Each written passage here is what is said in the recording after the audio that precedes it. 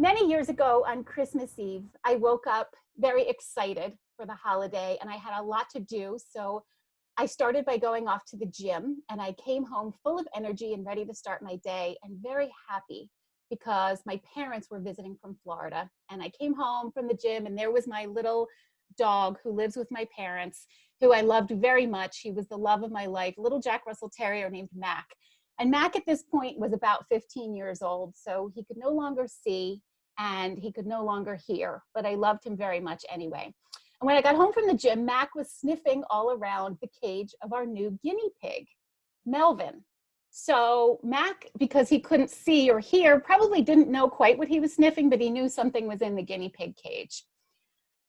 Around this time, I was spending a lot of time on Facebook trying to be funny. And I got the brilliant idea that I needed a photograph of Melvin, the guinea pig, riding on the back of Mac, the Jack Russell Terrier. Now, I had always wanted to put Melvin in a Barbie car, but my daughter could never find the Barbie car when the opportunity presented. So I thought what would even be better is to get a picture of Melvin riding on the back of the dog. I wasn't going to have him ride around the room. It was just going to be a photo op. And I figured since Mac couldn't see or hear, the chances of him eating Melvin were slim to none, right? So he would smell him, but he wouldn't be able to see where he was. And there's no way I had to worry about him killing Melvin during this photo op. So I really wasn't worried about that. And my parents, as I said, were here. My mom's a nurse. My dad's a physical education teacher. They both know a lot about health and common sense. And instead of saying, you know what, that's probably not a really good idea. My dad helped me steady the dog and my mom is the one that took the pictures. So I pulled Melvin out of the cage and I positioned him on the back of the guinea pig. And I'm still sweaty for the gym, so I'm just gross and I'm trying to get it done quickly. And the dog can still smell, so he doesn't know quite what's happening. And he's kind of wiggling around and I'm kind of yelling at my mom to take the picture and she's yelling that my hand's in the way and it's messing up the picture. And before I know what happens, you're probably thinking that the dog ate Melvin, right? The dog did not eat Melvin.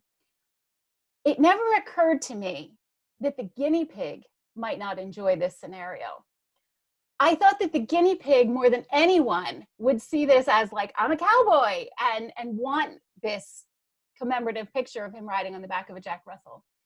Instead, I felt a dagger go through my index finger.